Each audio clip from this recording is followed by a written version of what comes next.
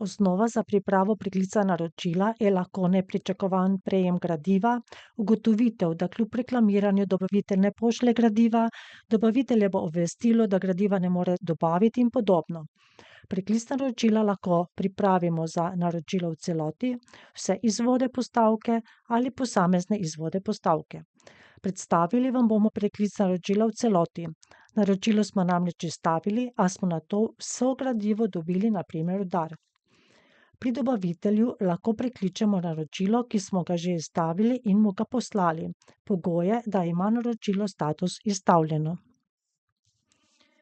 V iskalniku naročilo poiščemo in izberemo naročilo.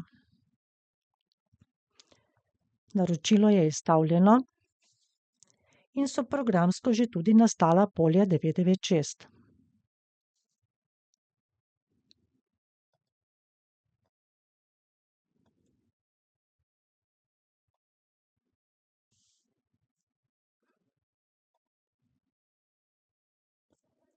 Kliknemo gumb Pripravi preklic naročila. Odpre se urejevalnik Preklic naročila, kjer se na seznamu postavk lahko izpišejo vse postavke za tega dobavitelja, ki so doslej že bile določene za preklic, a zanje preklic še ni bil izstavljen.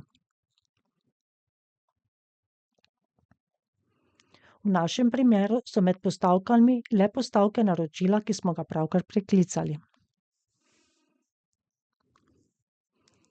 Podatkov o dobavitelju, ki se prevzamejo z naročila, ne moremo spreminjati. Način pošiljanja in jezik preklica naročila se prevzameta iz baze podatkov o partnerjih. Vrednosti lahko spremenimo. Pri opombah lahko vnesemo interno opombo.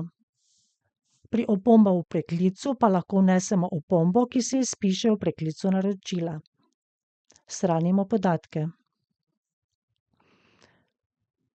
Preklicu naročila se dodeli številka, ki je ni mogoče spremeniti. Preklici naročil se namreč številčijo samodejno v skladu z nastavitvijo števca preklicev naročil. Naročilo dobi status preklicano. Pri postavkah naročila se število naročenih izvodov izbriše in se število preklicanih izvodov temu ustrezno poveča.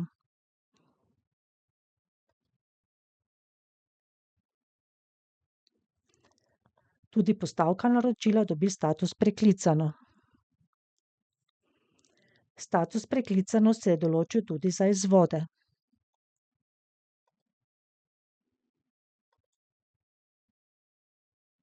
Pri izvodih, za katere smo pripravili preklic naročila, pa se izbrišejo pripadajoča polja 996.